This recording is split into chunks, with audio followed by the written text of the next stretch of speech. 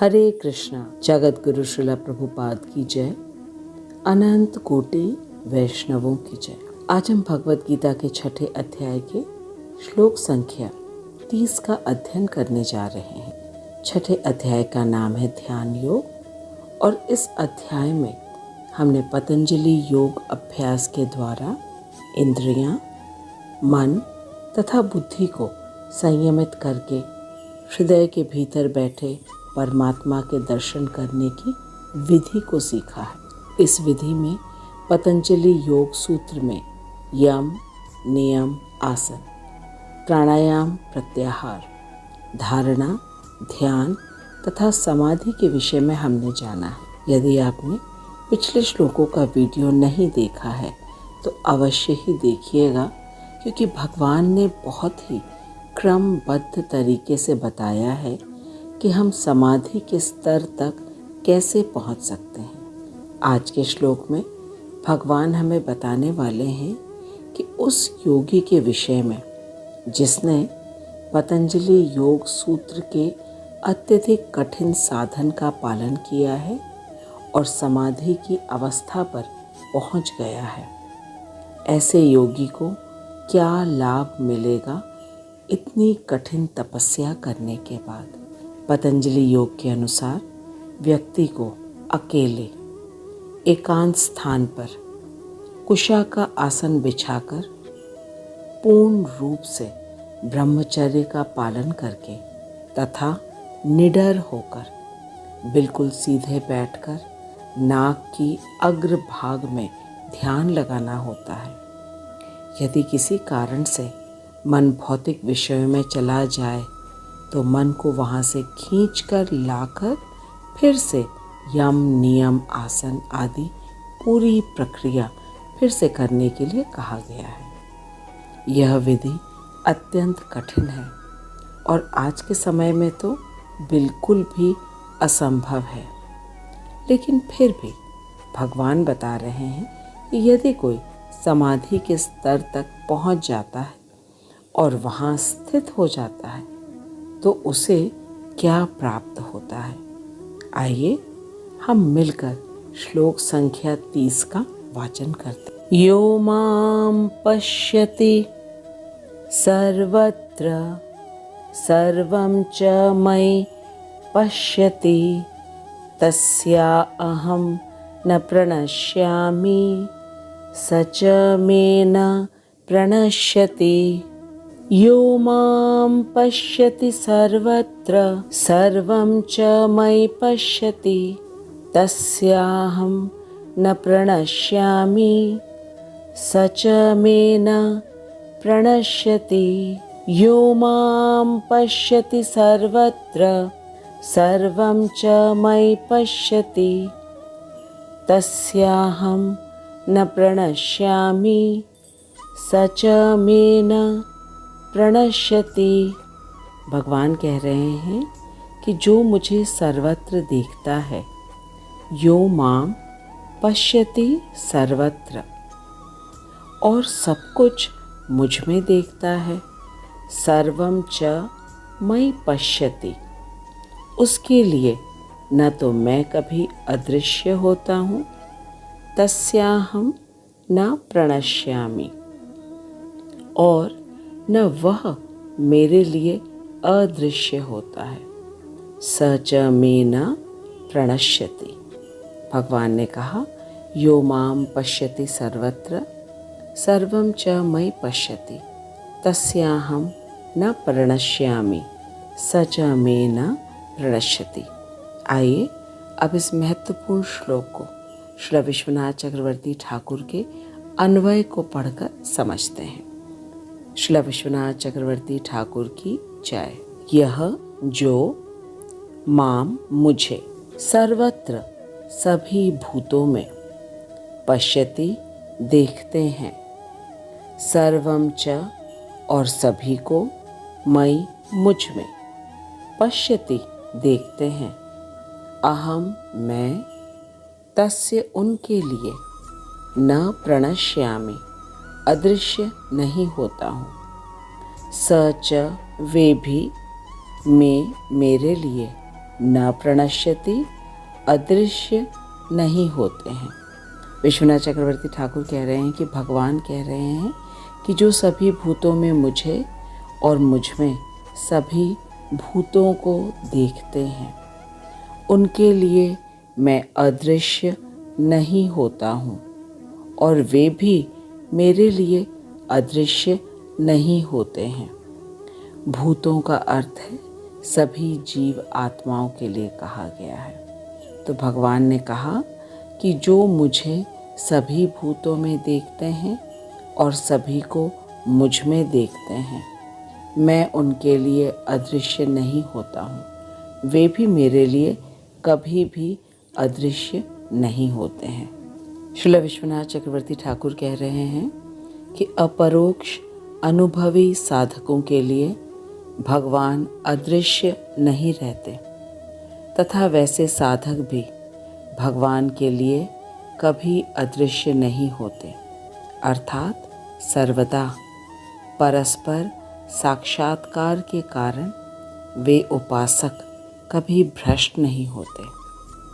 भ्रष्ट का अर्थ है कि वे कभी भी अपने स्वरूप को नहीं भूलते कि वे नित्य कृष्ण दास हैं। श्री विश्वनाथ चक्रवर्ती ठाकुर कह रहे हैं कि इस श्लोक में भगवान ने कहा है कि जो सर्वत्र मेरा दर्शन करते हैं और मुझ में ही समस्त वस्तुओं का दर्शन करते हैं, मैं उनका ही होता हूँ, अर्थात शांत रति का अतिक्रमण करके हम लोगों के बीच मैं उनका हूँ और वे मेरे हैं। इस प्रकार का एक संबंध युक्त प्रेम उत्पन्न होता है। शांत रति का अतिक्रमण का अर्थ है कि अब शांत रस समाप्त हुआ। जब तक योगी हृदय में विराजमान परमात्मा का दर्शन कर रहा है, तब तक शांत रस रहता है और इसके बाद अब वह भगवान के निरंतर दर्शन करते करते वह भगवान का उपासक बन गया है, अर्थात उसे प्रेमा भक्ति मिल गई है और वह भगवान की प्रेममयी सेवा में लग गया है। इस संबंध के उदय होने पर ही भगवान ने कहा कि मैं उन्हें शुष्क निर्वाण रूप सर्वनाश नहीं प्रदान करता हूँ। इसी अध्याय के श्लोक संख्या 15 में भगवान ने कहा था कि जो चित योगी पूर्व बताए अभ्यासों के द्वारा अपने मन को सदा ही योग युक्त करके मेरे स्वरूप में अवस्थित होकर परम निर्वाण रूपी शांति को प्राप्त करते हैं। भगवान ने कहा था युंजन नेव सदात्मानम योगी नियत मानसः शांतिम निर्वाण परमाम मत संस्थाम अधिगच्छति। भगवान ने कहा था कि योगी संयमित चित्त को करके जो पूर्व में बताए हैं योग अभ्यास के द्वारा, उसके द्वारा अपने हृदय को पूर्ण रूप से संयमित करके और सदा अपने मन को मुझ में युक्त रखता है, वह स्वरूप में अवस्थित होकर परम निर्वाण रूपी शांति को प्राप्त करता है। लेकिन अब भगवान श्लोक संख्या 30 में कह रहे हैं कि जो योगी योग अभ्यास करके समाधि में स्थित होकर अपने हृदय में सर्वदा मेरा दर्शन करता है तथा प्रत्येक जगह पर मेरा ही दर्शन करता है, वह प्रत्येक जीवात्मा के शरीर को यह पूर्ण रूप से जान चुका है कि वह वाह्य शक्ति से निर्मित है, मेरे वाह्य शक्ति से निर्मित है। इस प्रकार वह सदा ही मेरा दर्शन करता रहता है और मैं भी उसका दर्शन करता रहता हूँ। इस प्रकार जो योगी योग साधना के द्वारा अब उपासक बन गया है, सदा ही मेरा दर्शन करता है प्रत्यक्ष रूप से, तब अब मैं उसे केवल भव बंधन से मुक्ति नहीं देता हूँ।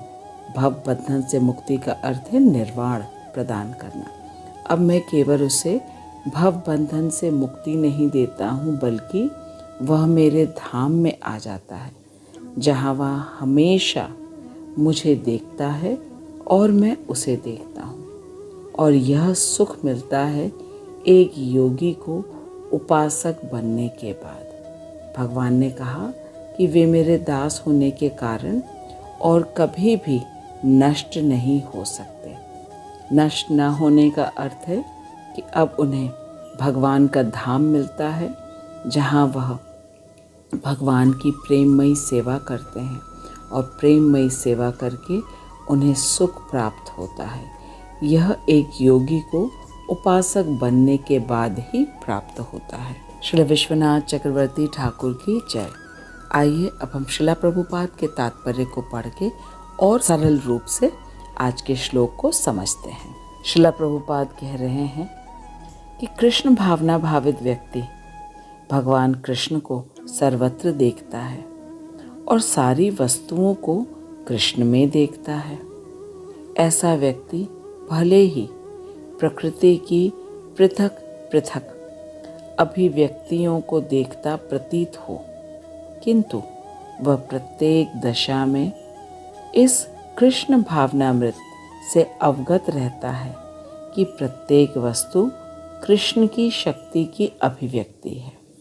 इसका अर्थ है कि जो व्यक्ति हर जीव आत्मा को अच्छी तरह जानता है कि वह कृष्ण का अंश है और जीव आत्मा जिस शरीर में है वह कृष्ण की बाह्य शक्ति से निर्मित है, इस प्रकार वो हर जीव आत्मा में कृष्ण को देखता है और जीव आत्मा का भौतिक शरीर वह पूर्ण रूप से जानता है कि कृष्ण की बाह्य शक्ति से ही निर्मित है। इस प्रकार वह हमेशा कृष्ण का ही दर्शन करता रहता है। श्रीला प्रभुपाद फिर आगे कह रहे हैं कि कृष्ण भावनामृत का मूल सिद्धांत ही ये है कि कृष्ण के बिना कोई अस्तित्व नहीं है और कृष्ण ही सर्वेश्वर है। यही कृष्ण भावनामृत का मूल सिद्धांत है कि कुछ भी कृष्ण के अस्तित्व के बिना नहीं है और कृष्ण ही सर्वेश्वर है। कृष्ण भावनामृत कृष्ण प्रेम का विकास है और ऐसी स्थिति भौतिक मोक्ष से भी परे है।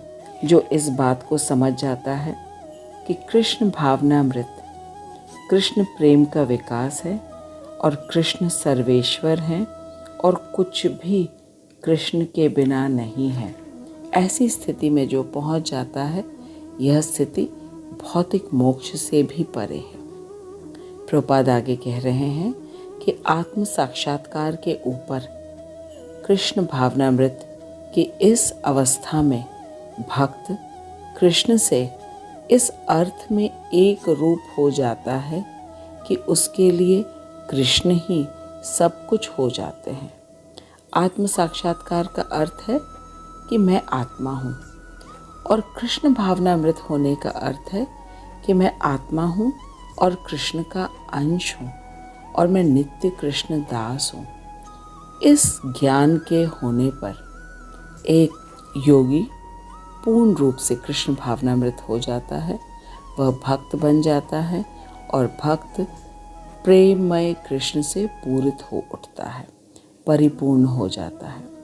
तब भगवान तथा भक्त के बीच अंतरंग संबंध स्थापित हो जाता है, क्योंकि भक्त लगातार भगवान को देखता है और भगवान तो पहले से ही भगवान भक्त को देखते हैं।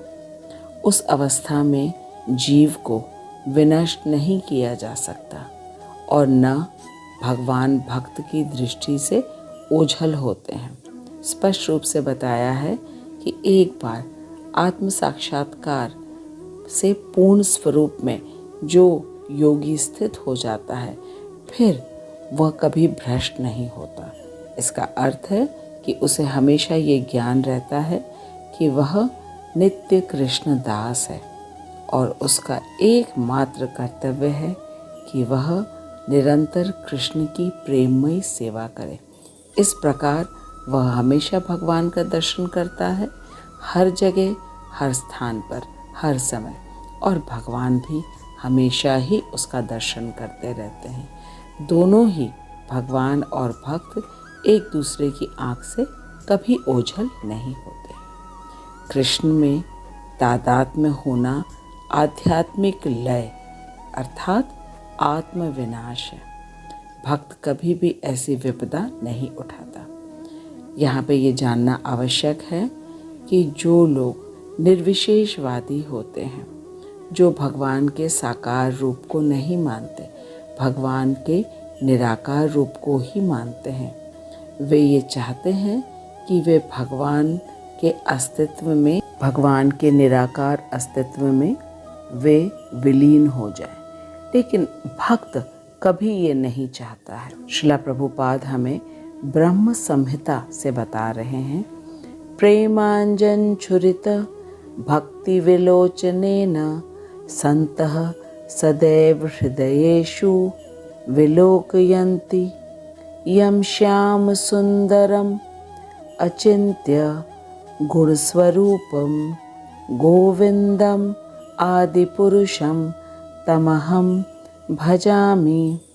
अर्थात मैं आदि भगवान गोविंद की पूजा करता हूँ, जिनका दर्शन भक्तगण प्रेम रूपी अंजन लगे नेत्रों से करते हैं।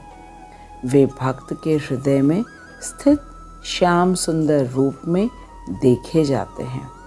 इसका अर्थ है कि जो भक्त होते हैं वे भगवान को प्रेम रूपी नेत्रों से दर्शन करते हैं, क्योंकि उनके नेत्रों में भगवान का सुंदर स्वरूप बसा होता है और वे हमेशा भगवान का दर्शन करते हैं।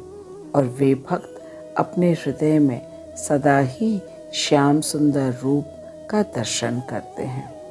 और इस अवस्था में न तो भगवान कृष्ण अपने भक्त की दृष्टि से कभी ओझल होते हैं और ना तो भक्त ही उनकी दृष्टि से ओझल हो पाते हैं। यही बात योगी के लिए भी सत्य है, क्योंकि वह अपने हृदय के भीतर परमात्मा रूप में भगवान का लगातार दर्शन करता है। ऐसा योगी शुद्ध भक्त बन जाता है और अपने अंदर भगवान को देखे बिना एक क्षण भी नहीं रह सकता है।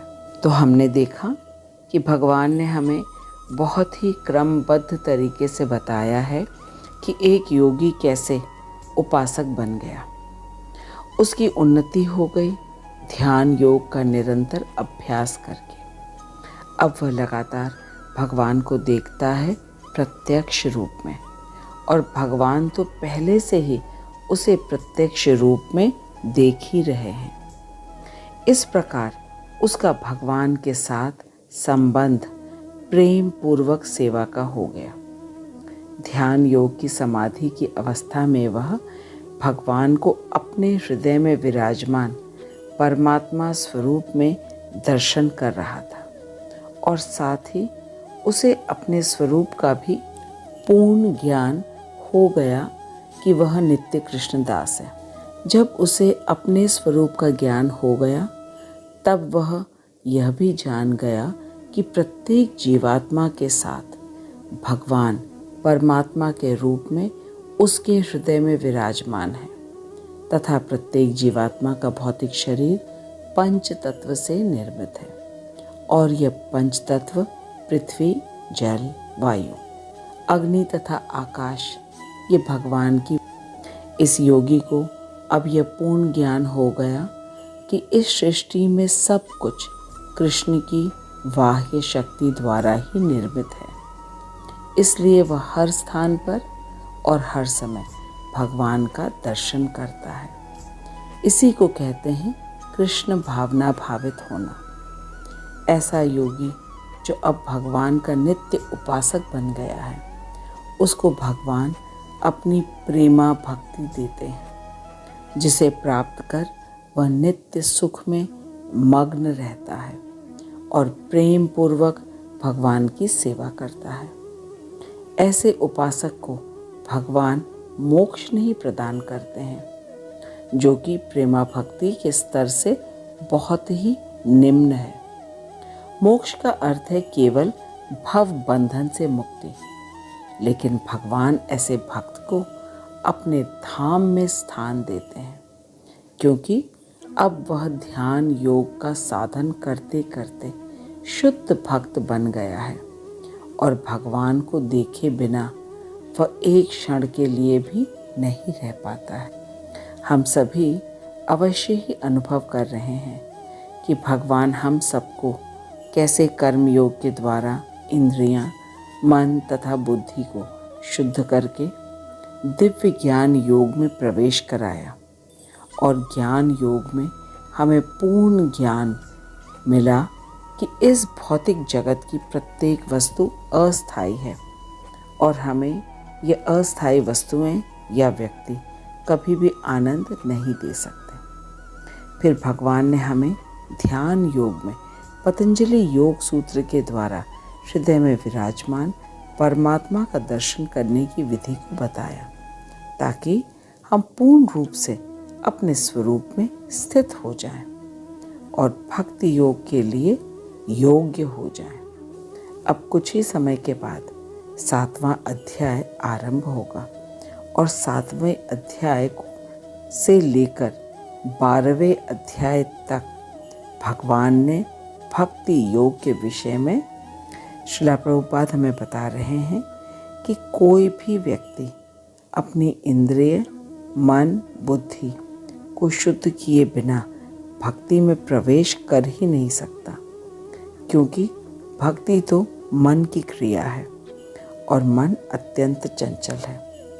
इस मन को ही काबू में करने के लिए भगवान ने कर्म योग, ज्ञान योग और अब ध्यान योग की विधि के विषय में बताया है। अब हमारे पास 2 विकल्प हैं, या तो हम कर्म योग, ज्ञान योग और ध्यान योग की विधियों का अभ्यास करके कृष्ण भावना भावित बने, अथवा हरे कृष्ण महामंत्र का जप करके कृष्ण भावना भावित बन जाए। हमारा लक्ष्य तो ये है कि हम हमेशा कृष्ण भावना भावित बने रहें और लगातार कृष्ण का दर्शन करें। श्रील प्रभुपाद हमें बता रहे हैं कि रजः और तमः के परिणाम स्वरूप व्यक्ति कामी और लालची हो जाता है, लेकिन जब वह जप और श्रवण की प्रक्रिया को अपनाता है तब वह व्यक्ति सत्व गुण के स्तर पर आ जाता है और आनंद प्राप्त करता है। श्रील प्रभुपाद हमें भागवतम से बता रहे हैं कि यदि भगवान के पवित्र नामों, गुणों आदि के निरंतर जप की व्यवस्था है तो वहाँ कलयुग के प्रवेश को बिल्कुल भी मौका नहीं मिलेगा। श्रील प्रभुपाद फिर हमें चैतन्य शिक्षाष्टकम से बता रहे हैं, जो कि स्वयं भगवान चैतन्य महाप्रभु ने दिया है। एतो दर्पण मार्जनम भव महा दावाग्नि निर्वापणम, अर्थात भगवान कृष्ण के पवित्र नाम का जप जो हृदय के दर्पण को शुद्ध कर सकता है और भौतिक अस्तित्व के दुखों को भी रोक सकता है। इतनी महिमा हमने जान लिया हरे कृष्ण महामंत्र का। इस हरे कृष्ण महामंत्र का जप कितना सरल है। श्रील प्रभुपाद हमें बता रहे हैं कि यदि आप जोर से हरे कृष्ण महामंत्र का जप करें तो आप कृष्ण को सुनने के लिए बाध्य कर देंगे और कृष्ण तुरंत आपके मन में आ जाते हैं। हरे कृष्ण महामंत्र का जप करना बेहतर है बजाय कि बैठ के कृष्ण के विषय में सोचने। हरे कृष्ण महामंत्र करने से हमारे हृदय के समस्त कल्मश का नाश हो जाता है और हमें अपने स्वरूप का ज्ञान हो जाता है और भगवान के सर्वेश्वर होने का भी ज्ञान हो जाता है। इस प्रकार एक भक्त सदा भगवान को देखता है और भगवान भी भक्त को सदा ही देखते रहते हैं। दोनों एक दूसरे के सामने प्रत्यक्ष रूप में होते हैं और कभी भी एक दूसरे की आँखों से ओझल नहीं होते। मैं आशा करती हूँ कि अब हम सभी को अच्छी तरह पता चल गया है कि जो योगी भगवान को सर्वत्र देखता है, भगवान उसे भी सर्वत्र देखते हैं, और कभी भी वह योगी भगवान से अदृश्य नहीं होता और भगवान भी उस योगी से कभी भी अदृश्य नहीं होते। अब वह योगी से उपासक बन गया, वह शुद्ध भक्त बन गया है और वह अपने अंदर भगवान को देखे बिना एक क्षण भी नहीं रह सकता है। अब हम अगले सप्ताह मिलेंगे अगले श्लोक को लेकर और देखेंगे कि भगवान हमें और क्या लाभ के बारे में बता रहे हैं। मैं श्रीला प्रभुपाद, श्रीला विश्वनाथ चक्रवर्ती ठाकुर और अपने शिक्षा गुरु हिज ग्रेस हरिमोहन दास प्रभु जी को दंडवत प्रणाम करती हूँ, जिनकी अहेतु की कृपा से हम भगवत गीता के परम गुह्य ज्ञान को इतनी सरलता से समझ रहे हैं। मैं आपको धन्यवाद देती हूँ कि आप अपना कीमती समय निकालकर भगवान के वचनों को बहुत ध्यान लगाकर एकाग्र पूर्वक सुन रहे हैं। अब हम अगले सप्ताह मिलेंगे, तब तक आप इस वीडियो को खूब अच्छी तरह देखिए। हरे कृष्ण महामंत्र का जप खूब मन लगाकर और ज़ोर ज़ोर से करिए। सिर्फ हमें हरे कृष्ण बोलना है और हरे कृष्ण सुनना है। इस प्रकार हमें जप करना है। हरे कृष्ण कृष्ण कृष्ण हरे हरे, हरे राम राम राम हरे हरे। भगवान ने हमसे कहा है कि हरे कृष्ण महामंत्र के जप करने से ही हमारे हृदय के समस्त कलमश दूर हो जाते हैं। चैतन्य महाप्रभु, जो कि स्वयं भगवान है, उन्होंने मात्र 535 वर्ष पूर्व आकर के हमें यह महामंत्र दिया और श्रीला प्रभुपाद की कृपा से यह महामंत्र, जो कि गोलोक का प्रेम धन है, हम तक पहुंच गया। अब हमें ये छोटा सा साधन करना है और ऐसा करने से हम सब भी प्रत्यक्ष रूप से भगवान का दर्शन कर सकेंगे। भगवान तो हमें देख ही रहे हैं, लेकिन हम भी भगवान का दर्शन कर पाएंगे और प्रेममय सेवा करने में हम भी नियुक्त होंगे। अब हम अगले सप्ताह मिलेंगे, तब तक आप खूब मन लगा के हरे कृष्ण महामंत्र का जप करिए। जगत गुरु श्रीला प्रभुपाद की जय, अनंत कोटि वैष्णवों की जय। हरे कृष्ण।